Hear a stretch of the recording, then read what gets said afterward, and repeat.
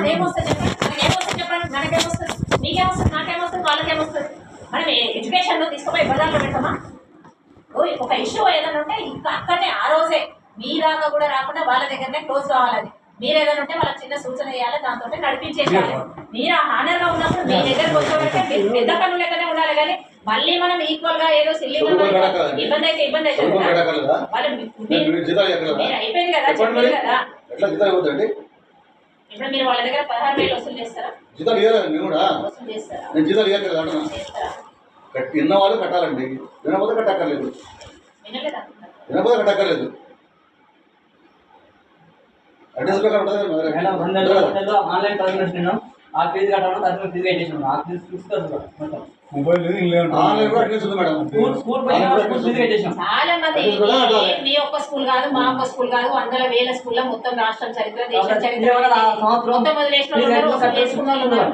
Last study certificate ఏమంటే 10,000 వసూలు చేసుకున్న మహానుభావులు కూడా ఉన్నారు. ఒక్క స్టడీ సర్టిఫికేట్ కోసం 10,000 వసూలు చేసుకున్న మహానుభావులు కూడా ఉన్నారు. నా దగ్గర ఉన్నది రికార్డు. నేను అట్లా ఉన్నారు, రకరకాలు ఉన్నారు. అట్లా పీడించి తీసుకున్న వాళ్ళు ఉన్నారు, కన్సిడర్ చేసి వదిలేసుకున్న వాళ్ళు ఉన్నారు. అన్ని రకాలు ఉన్నారు. అట్లా పేరెంట్స్ కూడా రకరకాలు ఉంటారు, మేనేజ్మెంట్స్ రకరకాలు ఉంటారు.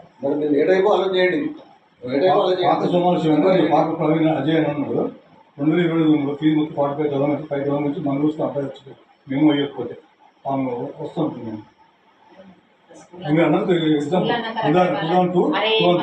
ఒక్కటే కాదండి, 100 విషయాలు. మొన్న ఒక తండాలో ఒక అమ్మాయి చచ్చిపోయింది.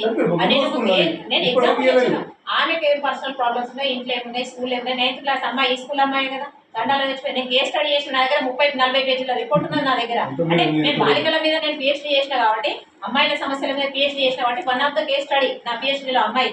అట్లా అని చెప్పేసి మనం ఎప్పుడో ఒక గౌరవం ఉంటుంది, ఒక సంస్థకు, ఒక వ్యక్తులకు ఉంటుంది. వాళ్ళని భంగం కలిగించాం కదా. కొంత చూస్తాం మనం కూడా. ఏమి ఇష్టానుసారంగా ప్రవర్తించి ఇంకా నాకు 10 మంది తెచ్చిన ఉంటే కింద మీద ఎగురితే నడుస్తుందా అండి? అట్లా కాదు కదా. ఎప్పుడైనా మిమ్మల్ని క్వశ్చన్, మీరు ప్రసాద్ మా పక్కకే కదా, ఒక తమ్ముళ్ళ కొడుకులానే ఉంటారు కదా. ఎప్పుడైనా అడిగిన మిమ్మల్ని అమ్మాయి గురించి నా దగ్గరికి 40 పేజీల డాటా ఉంది, రిపోర్ట్ మీకు చూపిస్తాను నేను. అమ్మాయి ఎగ్జాంపుల్ చెప్తున్నా. అదే అమ్మాయితో క్లాస్మేట్తో కాడిపోయిన యాదగిరి కూతురు స్పందన మన దగ్గరకు సింగరాజ్ పిల్లలు ఉండి చదువుకుంది అమ్మాయి. ఆ అమ్మాయి నెల రోజులు మనిషిగానే ఈ అమ్మాయి చచ్చిపోతుంది. వాళ్ళ క్లోజ్ ఫ్రెండ్స్ అంటే ఉంటాయి. ఒక సంస్థ అన్నాక 100 సమస్యలు ఉంటాయి. ఏ ఒక్క పాండు సార్ కారణం కాదు, ఏ ఒక్క సోమన కారణం కాదు, ఏ ఒక్క ప్రసాద్ కారణం కాదు. అనేక ఒక కాంప్లికేషన్స్ రకరకాలుగా ఉంటాయి. అట్లా కాదు. కానీ ఎప్పుడైనా మాట్లాడారు, రాజకీయం తీసుకొచ్చి ఫీజు మీద స్కూల్ మీద దొరకాలి, వాళ్ళు వేరంటారు. వాళ్ళ ఫీజు మొత్తం కట్టుకున్నారు. ఆల్రెడీ అడగక్కర్లేదు, వీళ్ళు నృత్యగాలు మాట్లాడతారు 100 మాటలు.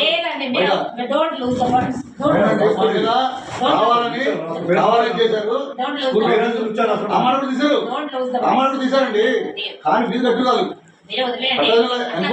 వాళ్ళు ఫీజే కట్టుకోకపోతే ఇంకోటి, వాళ్ళు ఫీజే కట్టుకోకపోతే వీళ్ళు అదే చూపించడం సాకు. ఇక్కడ ఎంక్వైరీ వచ్చి చూసిన తర్వాత ఫీజు కట్టింది కాబట్టి నోరు మూసుకొని ఉన్నారు.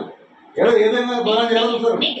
రాజకీయాలు తీసుకురావద్దు, రాజకీయాలు తీసుకురావద్దు, రాజకీయాలు తీసుకురావద్దు. ఆయన అదే చేస్తుంటారు, ఆయన అదే చేస్తుండండి. అవునండి, మీరు అన్నదానికి 20 పేజీలు ఉండొచ్చు, 100 పేజీలు ఉండొచ్చు.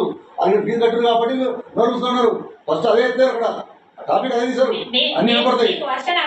మీరు మాట్లాడినప్పుడు వేరే ఉంది, నేను చెప్పేది వేరే ఉంది. మీరు ఎంతసేపు మీ స్కూల్ ఇష్యూ ఆలోచిస్తారు. నేను చెప్పేది ఏంటంటే పేరెంట్స్, పిల్లలు, సమాజము, పిల్లల సమస్యలు ఇట్లా ఉంటాయి అని చెప్పిన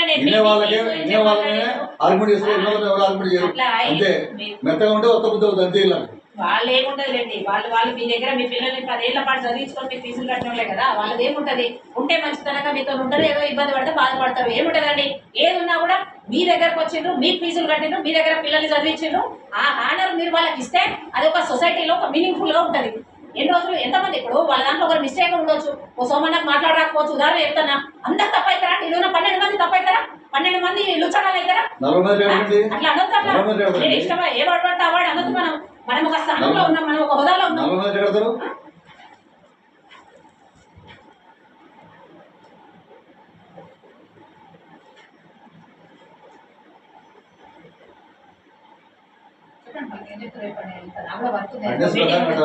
అటెండెన్స్ ప్రకారం అటెండెన్స్ కట్టాలి.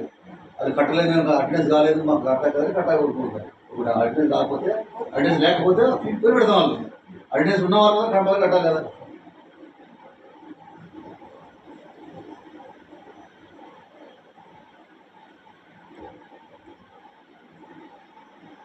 వాళ్ళిద్దరు జిజ్ చేసి మా మీద కంప్లీట్ చేసి ఏదో చేసి మాట్లాడినప్పుడు అంటే మీ బాధ అది నాకు తెలిసి ఇదంతా ఒక్కటే దగ్గర ఉంది సార్ కానీ పెద్ద విషయం కాదు మీరు కూడా నొచ్చుకొని ఉన్నారు మీరు నొచ్చుకొని లేకపోతే ఆ రెక్సా కొట్టి మిగతా లగేజ్ చెట్ట కట్టాలి అలా బల్ల గురించి మాట్లాడుతుంటే ఏ రెండు వదిలేస్తారండి మీరు కూడా గుద్దుతారు కదా మీరు కూడా ఆయన ఆయన చెప్పి చెప్తున్నా ఆయన చెప్పి చెప్తున్నా నాకు తెలుసు చూస్తాను ఎంఈఓ వారికి చూస్తాను ఇక్కడనే ఎంఈఓ దగ్గర కంప్లీట్ ఇస్తామని చెప్పి అదే రోజు మమ్మల్ని బిగ్గెట్ అవుట్ అన్న రోజు పిల్లడు ఎగ్జామ్ ఏదేమైనా కూడా మనం ఎంత వచ్చాడు పేషెంట్స్ ఈ సారస్తున్నాడు మీ కుర్చీలో 30 మంది రూమ్ ఉంది ఆ రూమ్ వచ్చి మాట్లాడుతున్నాడు అదే కూర్చోండి ఏదైనా ఒక పేరెంట్స్ మీటింగ్ కూర్చోబెట్టుకొని మాట్లాడుకుంటారు కానీ వాళ్ళకున్న వర్తి వ్యక్తి ఉంటుంది అంటే ఒక వైపు ఇటు ఇప్పుడు ఆ సార్ ఉంటాడు టైం ఒకరు ఉంటారు కొబ్బరికాయ అని పెట్టిన మేడం అక్కడ పెట్టిన మేడం అర్థమైంది అది అర్థమైంది సోమన్న చూసినా కదా అర్థమైంది కదా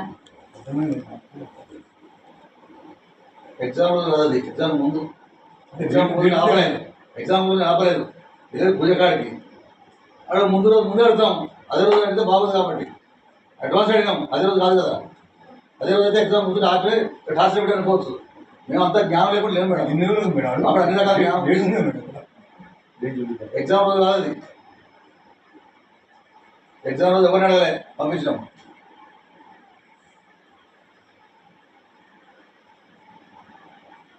ట్వంటీ డేస్